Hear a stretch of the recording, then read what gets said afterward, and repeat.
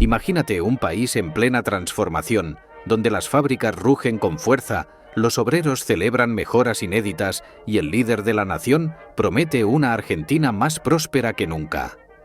Así fue la era de Juan Domingo Perón, un período de esperanzas y conflictos, de avances y crisis, de discursos apasionados y decisiones que marcarían a generaciones enteras. Pero, más allá de la imagen romántica que muchos tienen, hay una pregunta que sigue dividiendo a economistas e historiadores.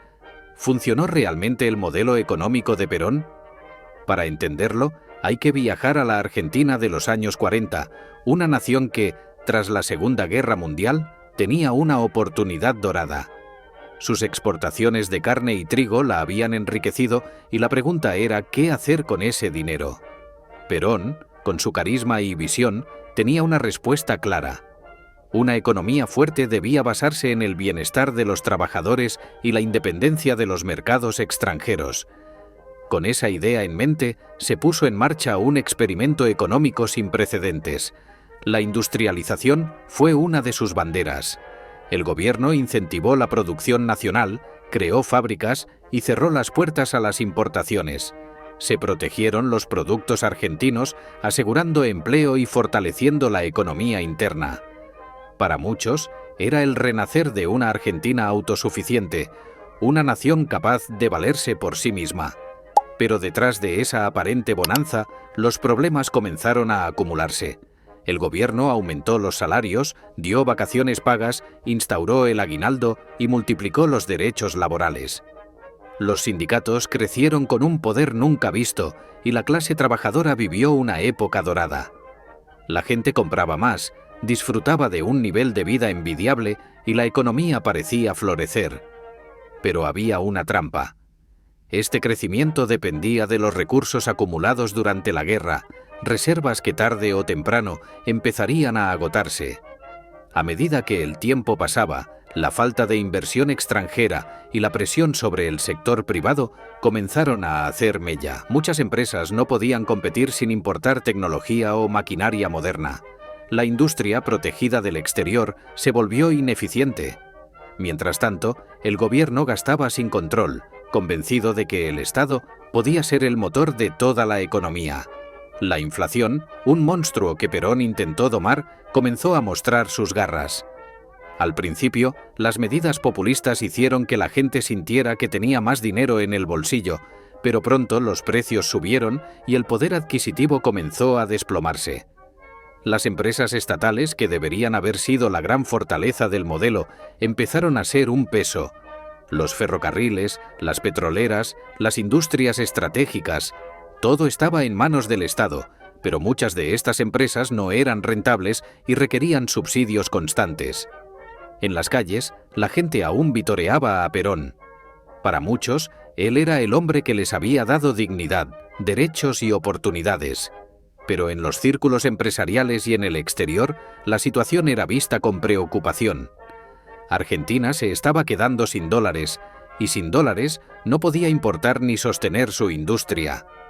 Cuando el modelo empezó a crujir, el gobierno tuvo que tomar decisiones difíciles, apretar el cinturón, devaluar la moneda, buscar inversiones externas, pero cada intento de corrección chocaba con la realidad política. Perón había construido un sistema donde el Estado lo controlaba todo, y modificarlo sin afectar su propia imagen era casi imposible. Al final, el sueño industrialista se fue desvaneciendo. La oposición creció, las reservas desaparecieron y las crisis económicas se volvieron recurrentes. La historia de Perón y su modelo económico no es solo la de un líder con un plan, sino la de un país que osciló entre la esperanza y la frustración. Porque, al final, la gran pregunta sigue sin una respuesta definitiva. ¿Funcionó realmente el modelo económico de Perón?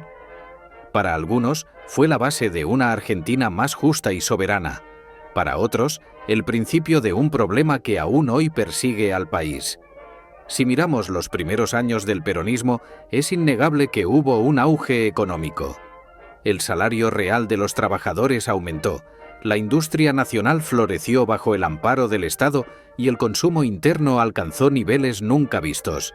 Las calles de Buenos Aires y otras ciudades bullían con una clase trabajadora empoderada que por primera vez sentía que tenía un lugar central en el destino del país.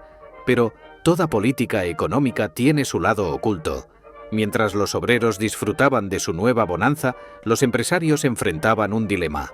El gobierno imponía controles de precios, regulaciones y exigencias salariales que, aunque mejoraban la vida de los trabajadores, estrangulaban la rentabilidad de muchas empresas.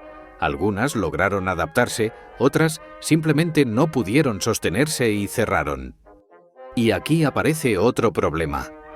El Estado comenzó a ser el salvavidas de todo.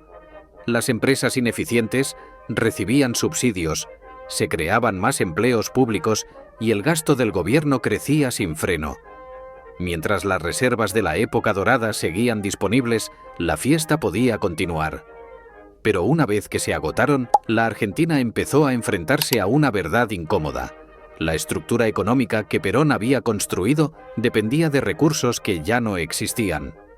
Las tensiones comenzaron a escalar. Los sindicatos, que en los primeros años habían sido aliados incondicionales del gobierno, empezaron a presionar con demandas cada vez mayores. La inflación, que había sido contenida con mecanismos de control de precios y subsidios, empezó a descontrolarse. Y como siempre ocurre en estos casos, los ahorros de la gente empezaron a perder valor. Los precios subían, pero los salarios no podían seguirles el ritmo. La población que antes celebraba los aumentos salariales comenzó a ver que su poder adquisitivo desaparecía. Lo que antes alcanzaba para vivir con dignidad, ahora apenas servía para cubrir lo básico. La gente seguía apoyando a Perón, pero en el fondo, algo ya no funcionaba como antes. La situación internacional tampoco ayudó. Argentina ya no gozaba del privilegio de ser uno de los principales proveedores de alimentos del mundo.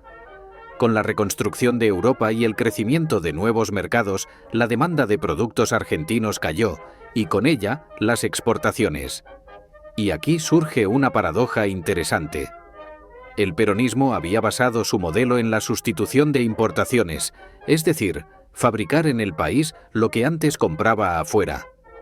Pero sin divisas provenientes de exportaciones, esa industria protegida y dependiente del Estado se quedaba sin insumos esenciales. Las fábricas no podían importar piezas clave para producir, el sector agrícola sufría por la falta de tecnología y la economía entraba en una espiral de dificultades. Perón intentó distintas estrategias para salir del atolladero. Promovió acuerdos comerciales con países socialistas, intentó atraer inversiones y buscó mecanismos para frenar la inflación. Pero la maquinaria ya estaba desgastada. La confianza de los sectores económicos se erosionó y el modelo peronista, que en un principio había parecido imbatible, comenzó a resquebrajarse. La crisis política era inevitable. La oposición, que durante años había sido silenciada, empezó a ganar fuerza. Los conflictos con la Iglesia, el enfrentamiento con sectores militares y la creciente desconfianza de los empresarios llevaron a un clima cada vez más tenso. Hasta que finalmente, en 1955, Perón fue derrocado. Pero aquí viene lo más curioso. A pesar de su caída, el modelo económico que había instaurado no desapareció del todo. En los años siguientes, distintas administraciones intentaron desmontarlo, modificarlo o reinventarlo, pero muchas de sus bases seguían presentes. Aún hoy, décadas después, Argentina sigue debatiéndose entre las políticas estatistas y las aperturistas, entre el proteccionismo y la integración al mercado global. Las huellas del modelo peronista siguen vivas, en los sindicatos, en la estructura industrial, en la cultura política del país. Entonces, la pregunta sigue en pie. ¿Fue un éxito o un fracaso? Para los defensores de Perón, su modelo significó la mayor inclusión social de la historia argentina, la dignificación de los trabajadores y el intento de construir un país independiente. Para sus críticos, fue el inicio de un ciclo de crisis económicas recurrentes, populismo desmedido y dependencia del Estado. Tal vez la respuesta no sea tan sencilla. Tal vez no se trate de blanco o negro, sino de entender cómo un país con enormes oportunidades puede caer en la trampa de políticas económicas que, aunque bien intencionadas, pueden terminar siendo insostenibles.